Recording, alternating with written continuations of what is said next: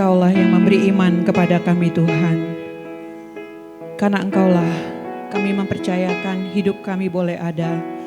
Dan kami bersyukur untuk waktu yang Tuhan berikan kepada kami hari ini. Untuk datang memuji, memuliakan, apa yang kami lakukan. Karena Engkau adalah yang memberikan. Terima kasih Tuhan untuk waktu yang Tuhan berikan kepada kami untuk belajar. Duduk bersama, mendengar sabda-Mu, berbicara kepada kami.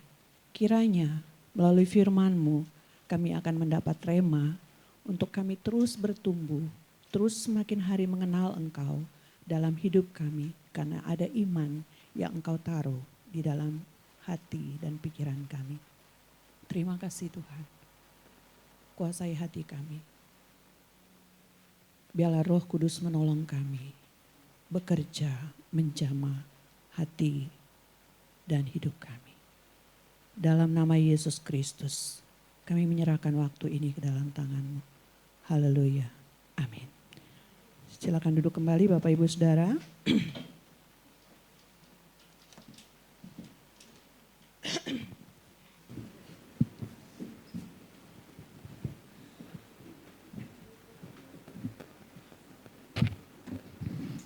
Shalom. Haleluya, puji Tuhan.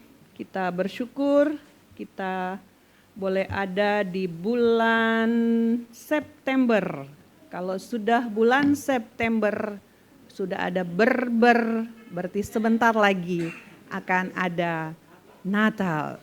Dan jangan salah, panitia Natal sudah ada. Panitia Natal sudah ada dan sebentar akan ditabiskan. Akan ada surprise apa yang akan kita lihat siapa menjadi panitia Natal kita tahun ini. Dan puji Tuhan luar biasa Tuhan membawa kita bersama ibadah pada hari ini. Ini sejarah kayaknya ya, sejarah. Bapak Ibu Saudara, dalam bulan September kita akan belajar firman Tuhan sepanjang 1 bulan ini. Yang kami dari tim pengembalaan sudah memberikan tema yaitu tentang, ya silakan slide, tentang iman dan berkat. Ya, itu adalah tema kita sepanjang bulan ini. Nah, karena saya yang mengawali, saya ingin mengajak kita melihat konsep dan sebenarnya apa sih yang perlu kita pelajari dari iman dan berkat. Nah, ternyata slide saya panjang hari ini dan ternyata juga banyak acara hari ini, tapi tidak apa-apa, tetap tenang Bapak Ibu Saudara, karena tujuan kita hari ini adalah beribadah.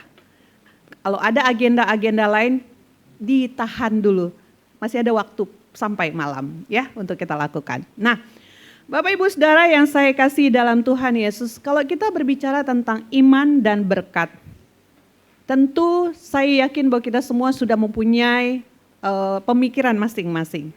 Kita sudah punya pendapat masing-masing tentang apa itu iman dan apa itu berkat.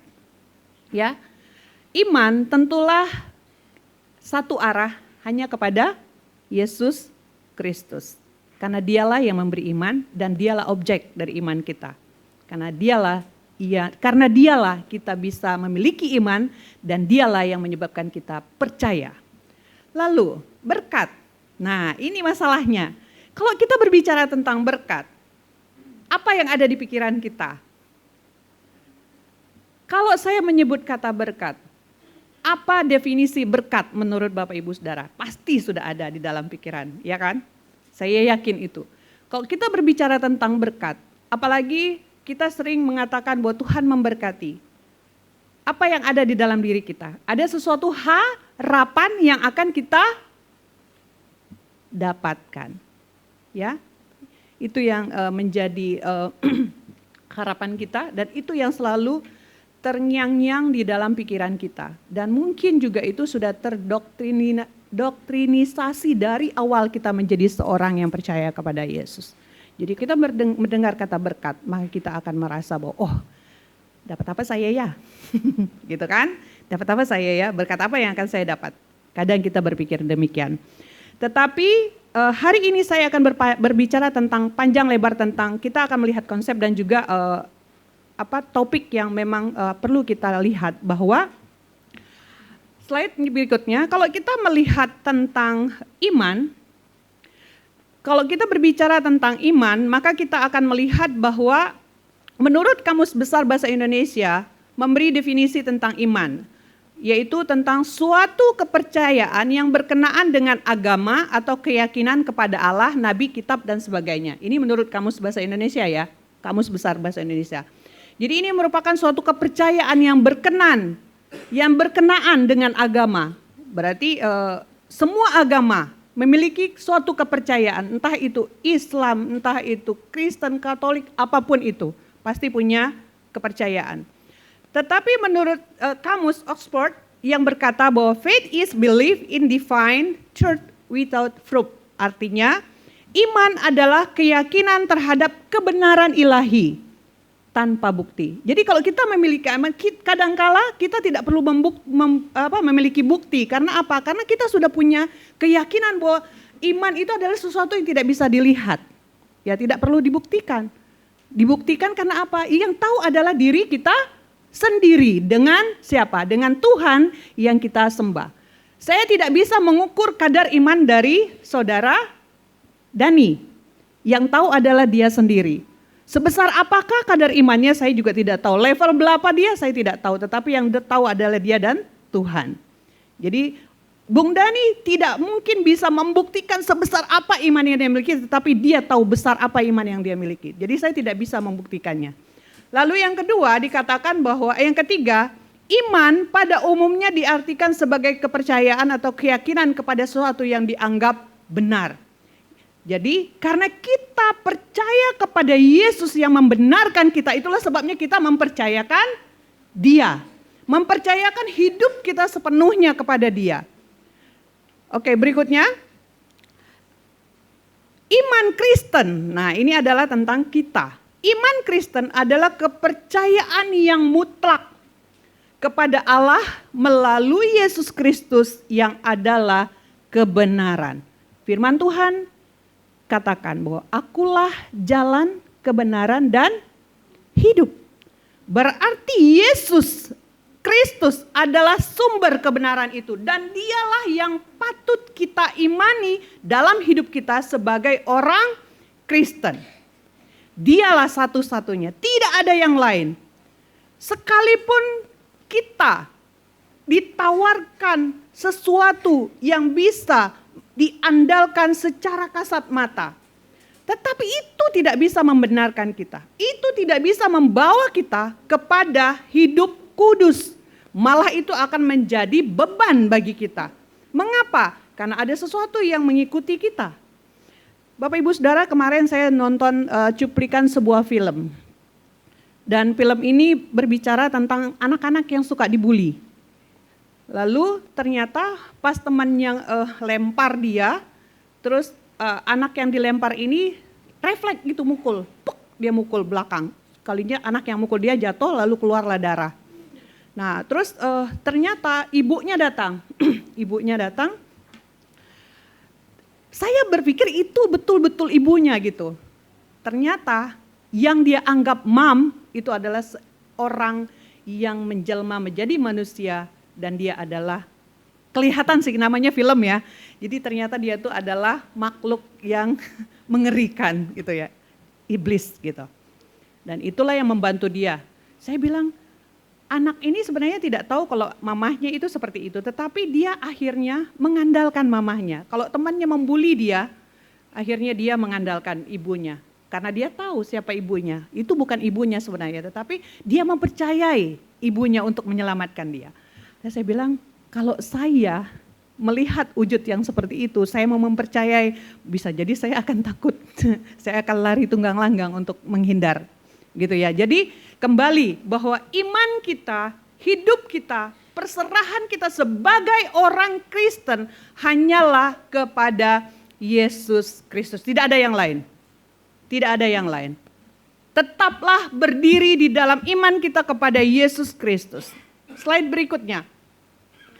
Kata iman kita juga bisa pelajari dari seorang yang bernama Friedrich berkata, iman adalah kepercayaan yang mutlak kepada sesuatu yang dianggap benar. Artinya, iman melibatkan apa?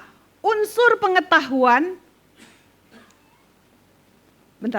Unsur pengetahuan dalam diri manusia. Namun iman bukan sekedar mempercayai atau mengetahui banyak hal. Tetapi iman melibatkan unsur kehendak, unsur perasaan, unsur emosi. Emosi dan kehendak kedua-duanya bekerja sama dan bersatu dalam mempraktekkan iman. Ya, emosi kita, kehendak kita, perasaan kita itu menyatu. Tidak mungkin cuma emosi kita kalau saat kita menyembah Tuhan, emosi kita meledak-meledak. Karena kita percaya kepada Tuhan. Tetapi bagaimana dengan tindakan kita di luar? Apakah selaras dengan emosi yang kita lakukan di dalam gereja? Harus selaras. Di dalam gereja, di luar gereja, iman itu harus tetap ada. Tetap kita tunjukkan di dalam kehidupan kita sebagai orang yang percaya kepada Tuhan. Berarti selain itu ada lagi terjemahan atau bahasa-bahasa asli tentang iman ini. Tetapi saya hanya mau membawa kita belajar bahwa iman itu adalah hal yang sangat-sangat kita butuhkan dalam hidup kita sebagai orang yang percaya kepada Yesus. Mengapa? Karena imanlah yang membawa kita percaya bahwa hanya ada satu Tuhan, satu penyelamat, dan tidak ada yang lain yang dapat kita andalkan.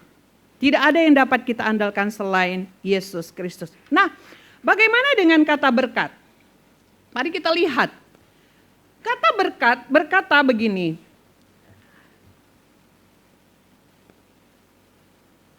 Lambat ya, tidak apa-apa ya Bapak Ibu.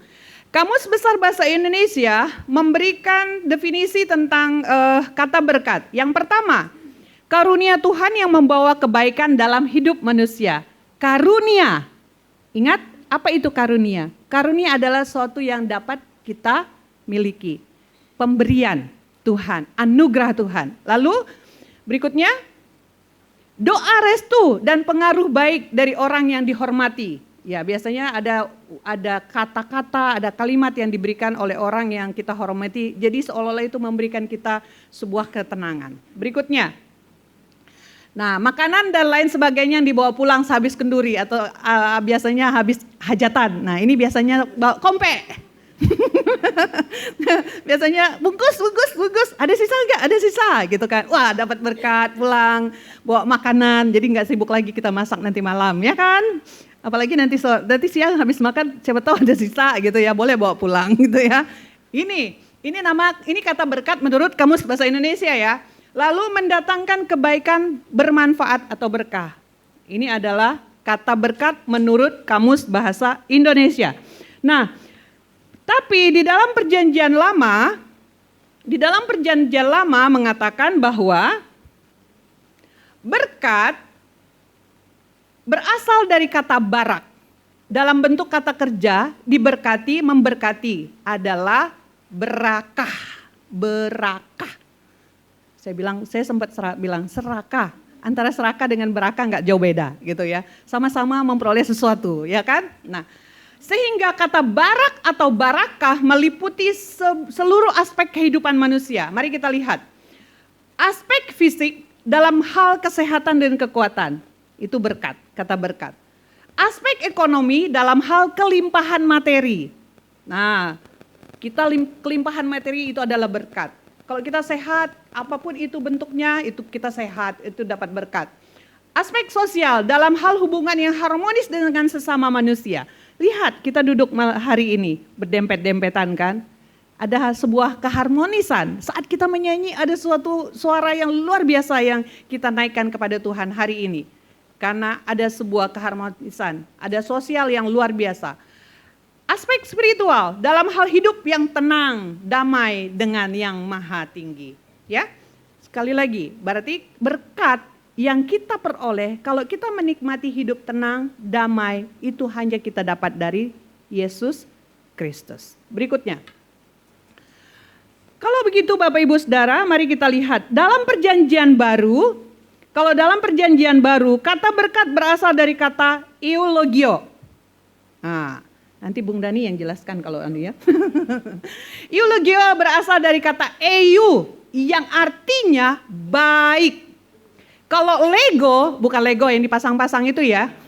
Kalau lego yang artinya perkataan atau ucapan. Kata benda eulogio dalam penggunaannya menjadi kata kerja eulogia, blessing, mengandung pengertian suatu ucapan dari dewa. Dalam konteks Yunani ya, ini dalam konteks Yunani yang dilanjutkan dengan suatu aksi yang nyata yang mendatangkan rejeki atau keuntungan fisik, ekonomi, sosial, dan spiritual. Nah, ini dia. Jadi sesuatu yang dapat kita rasakan secara keuntungan fisik, ekonomi, sosial, dan spiritual. Berarti berkat itu dinikmati keseluruhan hidup kita. Keseluruhan hidup kita, bukan hanya satu hal saja. Bukan hanya melalui fisik saja, bukan hanya melalui ekonomi saja, tetapi ternyata rohani kita pun termasuk di dalamnya. Itu kata berkat. Berarti kalau kita memikirkan, oh saya memiliki segala sesuatu, oh saya diberkati. Bagaimana hati kita? Apakah hati kita dijamah oleh Tuhan? Belum tentu kalau kita tidak mengandalkan Tuhan. Oke, berikutnya. Nah, dalam konteks Alkitab, Bapak Ibu Saudara, kalau kita berbicara dalam konteks Alkitab, ini berarti suatu bentuk pernyataan dari pewahyuan dari Allah kepada umatnya tentang berkat, keuntungan, kenyamanan, dan damai. Jadi kata berkat, diberkati dan memberkati dirumuskan sebagai suatu tindakan Allah. Lihat ini. Berkat, diberkati, dan memberkati dirumuskan sebagai suatu tindakan Allah. Tindakan Allah dalam kedaulatan dan kasih-Nya mewahyukan melalui perkataan dan aksi. Jadi ada tindakan, ada perkataan, dan ada aksi. Suatu kondisi yang penuh kelimpahan, kesehatan, keuntungan, kedamaian pada umatnya. Jadi ini ya Bapak Ibu Saudara. Jadi kalau Bapak Ibu Saudara dan kita semua mendengar kata berkat, ini merupakan suatu tindakan yang Allah berikan melalui kedaulatannya kepada kita sebagai umat yang percaya, yaitu dengan penuh kelimpahan, kesehatan, keuntungan, kedamaian pada umatnya, dan juga termasuk keselamatan kita. Keselamatan yang kita peroleh dalam Yesus Kristus. Tadi anak-anak sudah menyanyi tentang lima warna. Mereka katakan bahwa hitam, kuning, putih, merah, dan hijau itu melambangkan satu hal yang hanya tertuju kepada Tuhan Yesus sebagai penyelamat kita. Jadi dialah yang menjadi sumber berkat kita. Nah, dapat kita simpulkan Bapak Ibu Saudara dari apa yang sudah saya jelaskan dari iman dan berkat. Dapat kita simpulkan, next. Dapat kita simpulkan bahwa iman dan berkat adalah keyakinan atau kepercayaan kepada Yesus Kristus bahwa setiap orang yang percaya kepadanya akan memperoleh suatu tindakan dari Allah yang menyatakan kedaulatan dan kasih-Nya melalui perkataan dan aksinya untuk memberikan sebuah kondisi yang penuh, yaitu tentang keselamatan kita, kelimpahan kita, kesehatan kita, keuntungan dan kedamaian. Ya, apapun itu. Karena kalau kita percaya kepada Tuhan, semua hal akan terjadi dalam hidup kita. Tapi kita tidak bisa memilih. Saat kita sakit, itu pun berkat. Mengapa? Karena kita akan semakin berserah dan mengandalkan Tuhan untuk memberikan kesembuhan kepada kita. Betul? Walaupun kita ke dokter, tetap kita bilang begini, Bu Pendeta, tolong doakan saya ya, saya sedang dalam keadaan sakit. Walaupun kita berdoa sendiri, tapi kita juga mengandalkan orang. Karena apa? Karena kita adalah satu tubuh untuk saling menguatkan, memberikan kekuatan iman kepada kita. Nah, mari kita membuka Alkitab. Baru sekarang saya membawa kita buka Alkitab. Matius pasal 6. Matius pasal 6 ayat yang ke-33. Matius pasal 6 ayat yang ke-33 berkata begini. Tetapi Carilah dahulu kerajaan Allah dan kebenarannya, maka semuanya itu akan ditambahkan kepadamu. Sebab itu janganlah kamu khawatir akan hari besok, karena hari besok mempunyai kesusahannya sendiri, kesusahan sehari cukuplah untuk sehari. Ayat 33 sampai 34. Apa yang kita pelajari di sini? Kalau kita melihat dari ayat 16, dari ayat 25 sampai ayat yang ke-32, ini berbicara tentang kekhawatiran. Dan kekhawatiran ini sangat-sangat tidak disukai oleh Tuhan. Mengapa? Karena itu akan menyebabkan sebuah kegelisahan. Sebuah ketidakpercayaan kepada Tuhan. Mengapa? Karena itu akan merenggut kedamaian kita. Merenggut yang namanya sukacita kita. Mengapa? Karena segala sesuatu yang diawali dengan kekhawatiran, kalau kita bangun pagi langsung dengan rasa khawatir, maka sepanjang hari itu kita akan tidak mampu berjalan dan kita tidak akan tenang. Satu contoh saja. Mudahan Pak Anton tidak ikut ibadah. Bapak Ibu tahu, waktu beliau mau berangkat ke Jogja, 1 hari sebelum dia berangkat, dia gelisah. Saya nggak tahu kenapa dia gelisah. Seolah-olah berangkat ke Jogja itu adalah suatu beban yang sangat berat. Saya tanya, kenapa Bapak gelisah? Kenapa Bapak sepertinya tidak tenang? Apa yang dia katakan? Saya takut. Kok takut? Saya takut naik pesawat. Saya bilang, berapa tahun Bapak enggak pernah naik pesawat? 14 tahun. Oh ya, pantas. 14 tahun dia tidak pernah naik pesawat. Mengapa dia takut? Hal-hal yang saya bilang gini, hal-hal kecil seperti ini saja menggelisahkan, membuat Bapak tidak tenang. Dan ingat, apa yang Bapak masukkan dalam pikiran, kalau itu terus yang menguasai Bapak, maka itu akan menjadikan Bapak tidak berani melakukan sesuatu. Berarti iman Bapak kepada Tuhan sangat kecil. Saya katakan begitu. Mengapa? Saya bilang gini, hal kecil saja kalau saya mau berdoa, saya mau katakan kepada dia, saya bilang begini. Contoh kecil saja. Kalau saya keluar rumah, saya tahu saya sudah kunci rumah. Tapi saat saya sudah naik motor, saya akan merasa gelisah. Aduh, rumah sudah saya kunci enggak ya? Sudah aman enggak ya? Apa yang saya lakukan di dalam perjalanan? Saya berdoa, Tuhan, saya sedang mengendarai motor, saya berusaha untuk pejam mata atau buka mata. Saya bilang gini, Tuhan, kalau memang rumah saya sudah terkunci dengan baik, beri saya ketenangan. Beri saya ketenangan dalam perjalanan. Apa yang terjadi? Saya merasa tenang. Saya merasa tenang, saya bisa berjalan, saya melakukan aktivitas saya di rumah tanpa diganggu dengan kekhawatiran yang tadi. Nah, apa yang saya mau bagikan kepada kita di sini? Iman kita bekerja. Iman kita bekerja kepada Tuhan.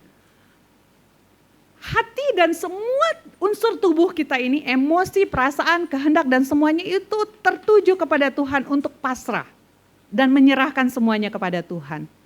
Sehingga apapun yang kita alami, seperti yang saya katakan, kalau Bapak memasukkan rasa takut dan khawatir terus, itu akan menguasai. Jadi kuasa pikiran itu sangat-sangat mempengaruhi, saya bilang. Kalau kita tidak bisa menguasai pikiran kita dengan hal-hal yang firman Tuhan katakan, pikirkanlah yang benar, yang baik, yang patut dipuji dan apapun itu. Kalau kita tidak memasukkan itu dalam pikiran kita, maka rasa khawatir itu akan menguasai kita. Dan apa yang terjadi? Kami berdoa. Malam itu kami berdoa, lalu besok hari Kamis dia terbang. Apa pesan kami 2GP terakhir untuk dia? Pak, jangan takut ya. Jangan takut. Pasti Bapak sampai di Jogja dengan selamat. Terus beberapa jam kemudian saya WA. Bagaimana? Aman kan di perjalanan? Saya nggak dengar kok kalau Bapak ada apa-apa di jalan. Saya bilang, aman. Dia bilang, nah nggak ada apa-apa. Ngapain Bapak takut? Kayak orang yang tidak percaya kepada Tuhan saja loh Bapak ini, saya bilang. Sampai saya khotbahin dia, enggak apa-apa lah saya khotbahin suami saya, gitu kan. Kapan lagi saya khotbahin dia selain di dalam gereja gitu kan. Nah, Bapak Ibu Saudara, kalau kita melihat dari ayat 25 sampai ayat yang ke-26, bukankah ini berbicara tentang makanan, pakaian, tempat tinggal dan semuanya, dan itu adalah apa yang kita nikmati setiap hari. Kalau kita memasukkan segala sesuatu seperti yang dikatakan di dalam ayat 25 sampai 32, maka kita tidak akan pernah tenang dan kita kembali tidak percaya, iman kita tidak kuat di dalam Tuhan. Itulah sebabnya firman Tuhan dikatakan, tetapi katanya di sini, cari dulu kerajaan Allah. Slide berikutnya. Kalau kita berbicara tentang carilah kerajaan Allah, maka carilah dahulu kerajaan Allah dan kebenarannya, merupakan tindakan mempercayai dan mengutamakan Yesus yang memegang kedaulatan dalam hidup kita. Mempercayai akan kedaulatan Tuhan dalam hidup kita akan mengikis, Bapak Ibu Saudara, mengikis kekhawatiran yang timbul dalam hati kita. Untuk itulah mari kita penuhi pikiran kita dengan keinginan-keinginannya, karakternya, jadikan itu pola dalam pelayanan dan mentaati dia dalam segala hal. Ya, saya mau katakan bahwa kekhawatiran itu mengikis segala sesuatu yang baik dalam hidup kita. Tetapi kalau kita mau memandang dan beriman kepada Yesus, maka dia akan menolong kita, menguasai hidup kita. Slide berikutnya dikatakan adalah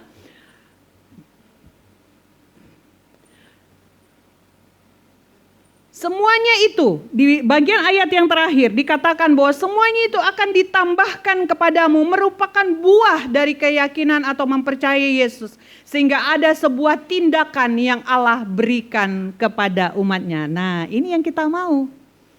Kita sudah mencari Tuhan, kita berusaha, kita terus dengan tekun, kita terus percaya kepada Tuhan dan Tuhan tahu kadar iman kita. Maka dia akan menambahkan segala sesuatunya.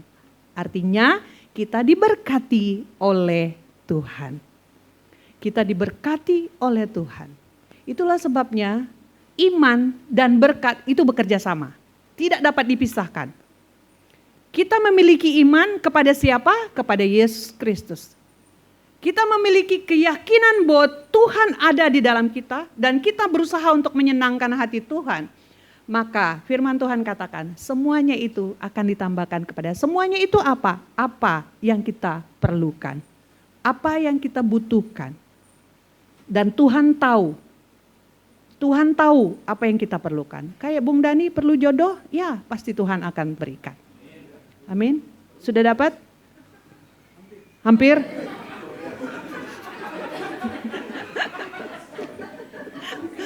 Hampir ya? Beriman Bung Dani, beriman kepada Tuhan. Sudah toh? Oke, hampir ya. Oke. Nah, Bapak Ibu Saudara yang saya kasih dalam Tuhan Yesus. Hari ini kita akan makan dan minum perjamuan kudus. Saya mau bertanya kepada kita. Kalau kita makan dan minum perjamuan kudus, bukankah kita mengimani bahwa Yesus mati di atas kayu salib untuk menghapus dan menyucikan kita? Apakah kita yakin bahwa dialah satu-satunya penyelamat kita?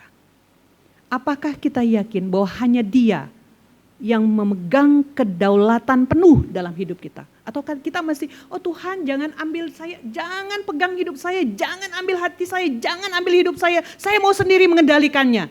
Firman Tuhan katakan jangan mengandalkan kekuatanmu. Jangan bersandar kepada kekuatanmu sendiri. Karena kekuatan kita ada lemah adanya. Perjamuan kudus memberikan kita peringatan. Melambangkan kebaikan Tuhan. Menebus, mengangkat kita dari dosa-dosa kita. Dan menghapus segala pelanggaran kita. Dan kalau kita mengimani Tuhan dalam hidup kita, yakinlah berkat Tuhan akan ada dalam hidup kita. Kesehatan, kelimpahan, hal-hal yang berkaitan dengan rohani kita, spiritual kita, Tuhan akan penuhi. Yang Tuhan mau, kita mengandalkan dia seutuhnya kepada dia. Untuk itu Bapak Ibu Saudara, saya memberikan kesempatan kepada kita untuk kembali merenungkan berapa level iman kita kepada Tuhan. Apakah kita hanya mau berkat Tuhan saja yang ada dalam hidup kita, tapi iman kita masih lemah? Saya memberikan kesempatan kepada kita untuk merenungkan, mempertanyakan diri kita. Berdoalah, berbicaralah kepada Tuhan. Seberapa besar sih kita percaya kepada Tuhan? Apakah yang kita inginkan dari Tuhan hanya berkat-Nya saja?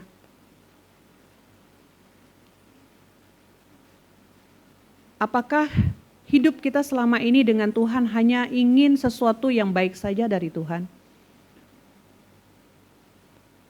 Berbicaralah kepada Tuhan. Biarlah melalui momen perjamuan kudus pada hari ini, memberikan jalan keluar kepada kita untuk betul-betul mempercayai Tuhan seutuhnya dalam hidup kita.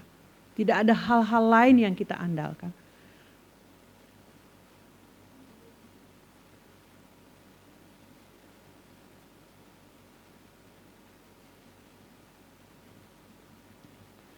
Pak Riki, saya minta maju ke depan untuk memainkan musik lagu dari Kemenangan Iman nomor 106.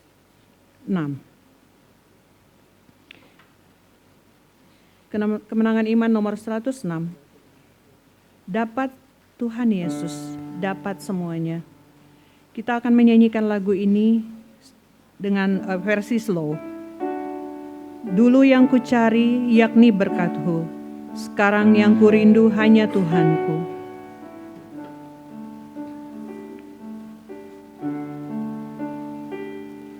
Dulu yang ku cari yakni berkat-Mu, sekarang yang ku rindu, sekarang yang ku rindu hanya Tuhanku, hanya Tuhanku.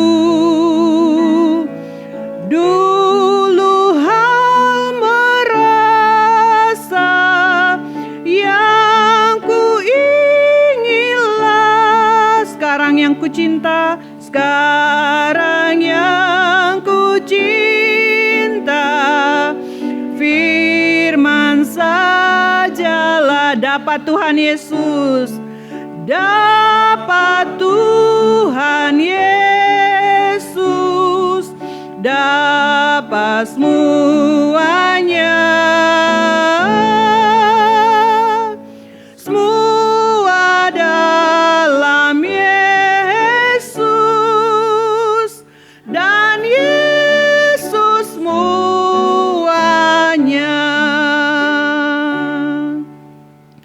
Demikianlah keyakinan kami Tuhan.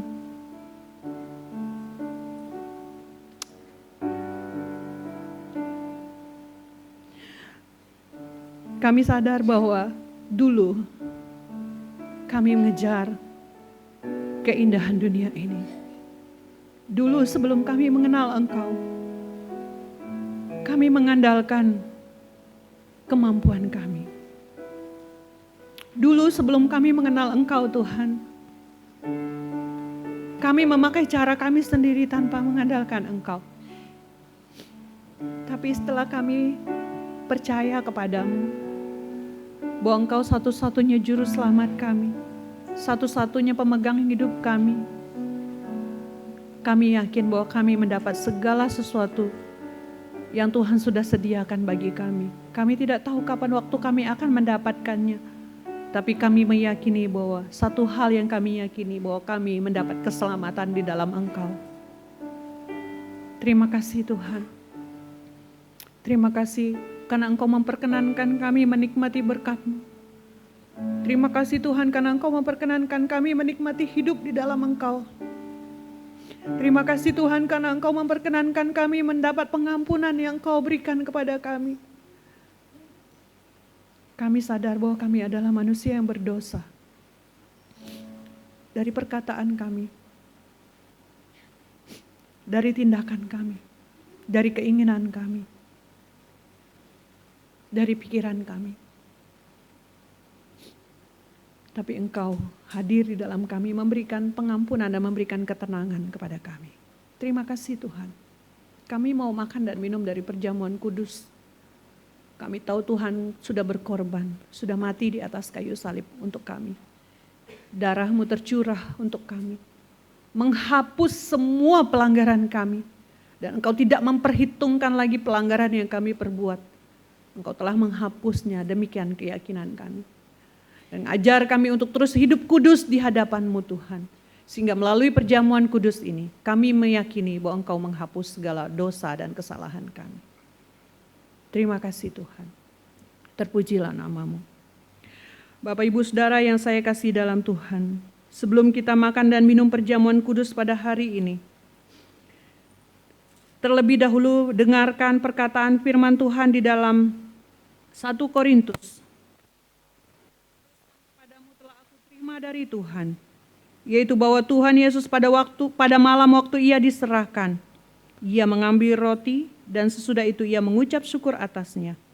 Ia memecah-mecahkannya dan berkata, "Inilah tubuhku yang diserahkan bagi kamu, perbuatlah ini menjadi peringatan akan aku." Demikian juga Ia mengambil cawan sesudah makan lalu berkata, "Cawan ini adalah perjanjian baru yang dimateraikan oleh darahku. Perbuatlah ini setiap kali kamu meminumnya, menjadi peringatan akan aku. Sebab setiap kali kamu makan roti ini dan minum cawan ini, kamu memberitakan kematian Tuhan sampai Ia datang. Jadi barang siapa dengan cara yang tidak layak atau tidak mengakui Tuhan dalam hidupnya, ia berdosa terhadap tubuh dan darah Tuhan. Karena itu hendaklah tiap-tiap orang menguji dirinya sendiri dan baru sesudah itu ia makan roti dan minum dari cawan itu. Karena barang siapa makan dan minum tanpa mengakui tubuh Tuhan, ia mendatangkan hukuman atas dirinya. Sebab itu banyak di antara kamu yang lemah dan sakit dan tidak sedikit yang meninggal."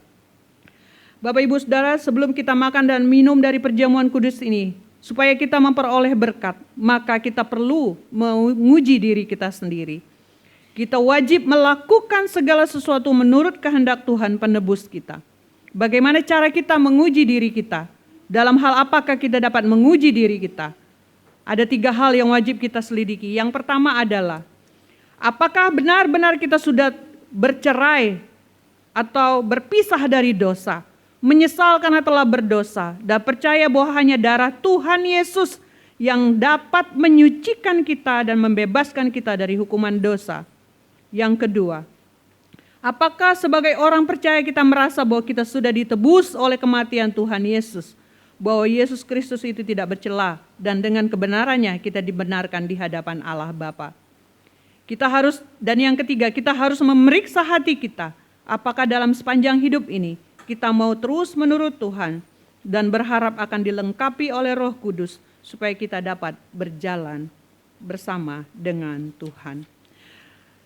Bapak Ibu Saudara, inilah yang perlu kita periksa dalam hati kita sebelum kita mengambil perjamuan kudus, supaya kita dapat memperoleh berkat melalui perjamuan kudus pada hari ini. Perjamuan kudus akan dibagikan di antara kita. Kepada yang bertugas saya persilakan berdiri. Sesuai dengan peraturan Gereja Kemah Injil, bahwa jika belum dibaptis, harap bersabar untuk tidak mengambil perjamuan, tetapi setelah dibaptis, maka dipersilakan. Tetapi jika Bapak Ibu sudah terbiasa melakukan perjamuan kudus di tempat gereja Bapak Ibu masing-masing, silakan mengambil bagian. Silakan Ibu membagikan perjamuan kudus untuk kita dan Pak Riki tetap memainkan musik.